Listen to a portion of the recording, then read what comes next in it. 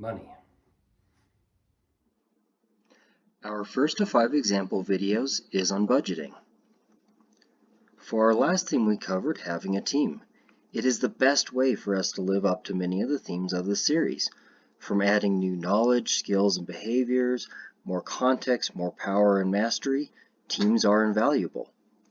We do have to set reasonable expectations. Not everyone will show up when we want them, how we want them, and that includes ourselves.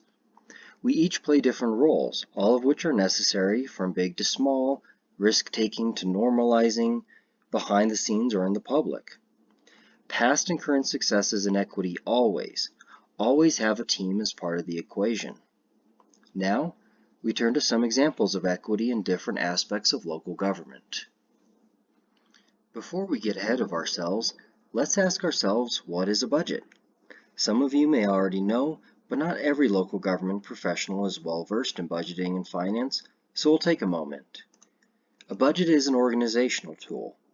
It shows funds and expenses in an organized way to better track, plan, and make decisions from.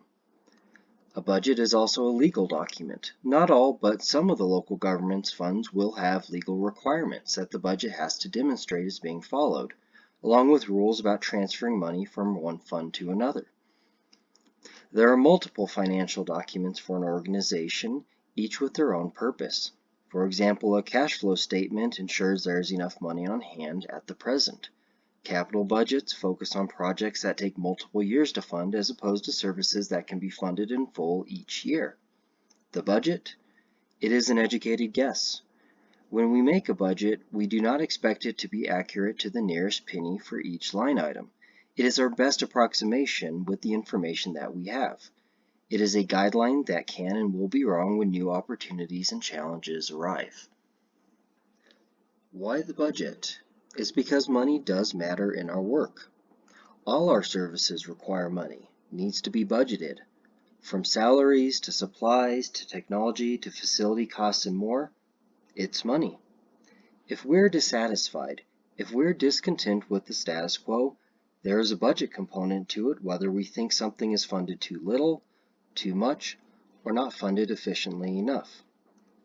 Money matters because we face tensions. We weigh opportunity and outcome.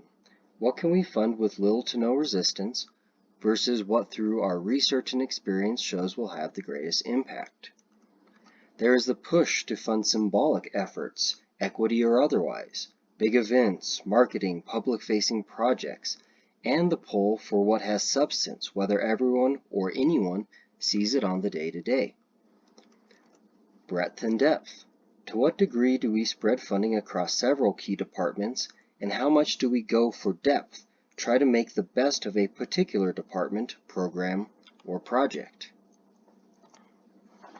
To what degree are we pragmatic, following tried and true best practices, and to what point do we follow idealism, vision, try to trailblaze new services and systems?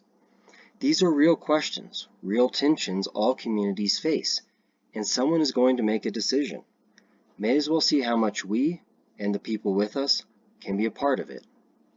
When pushing for equity, it helps to understand the budget process, which will differ from organization to organization. For example, when does it start? Officially and unofficially. How does it start? Does the executive leadership hold a visioning meeting? Do departments start working months in advance in preparation? If we want to push for equity, we better know when it all begins each cycle. Who participates in the process? What kind of participation do they have? To what degree are specialists and mid-managers consulted? How about front-level staff? Anyone else? Who makes the final decision before it goes to the public and elected officials? Who is there to finalize the first official draft? Is it one person, 3, 12 of the leaders? And of course, how does public participation weigh in, if at all? If asked, can our organization provide examples of something that was funded that wouldn't have been otherwise because of everyday residents? Which residents, and how did they pull it off? Let's talk revenues and expenditures. First, revenues. Where does our funding come from? Any organization should be able to split it up among sales tax, property tax, fees, grants, and so forth. What about from who? Can we figure out, can we estimate which people pay what share? We can look at which businesses bring in more sales tax, but can we find ways to determine who their customers are? What do you think we'll find? What about expenditures? Likely we know by operations, salaries, benefits, equipment, technology, etc. How about by neighborhood? How about by age of residence? What's geared towards working age professionals compared to students compared to retirees?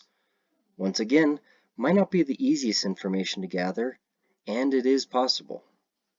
It boils down to how we are measuring our budget and how we are not measuring it. In other words, what do we know about the local government's finances and what are we in the dark about? When we follow the money, when we start asking questions of where it's coming from, where it's going, why it is the way it is, we're jumping into the rabbit hole and we don't know what's on the other side. Chances are, though, we're going to run into some uncomfortable truths. We aren't going to like everything we find out. I mean, do we think one neighborhood is just plain nicer than another, and the local government has no part to play in it? Do we really think we've had no hand to play at what commercial districts are thriving and which ones are just limping along? This is the point.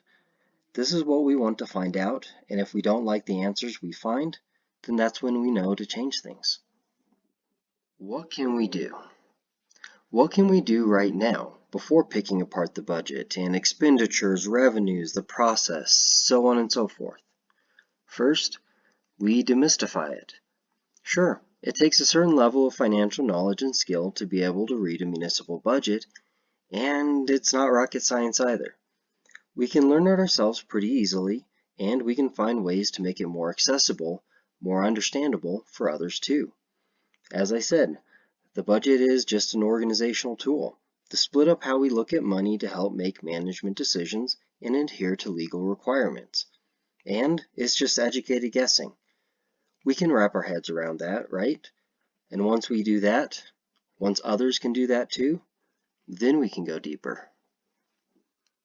Our optional exercise is to read up on our organization's budget to start answering the questions we've asked in this video. I want to emphasize that the budget is one example, one thing we can look to tackle. It's a heavy lift, and maybe it's not where our skill set, our opportunities, our passion is at. That's all right.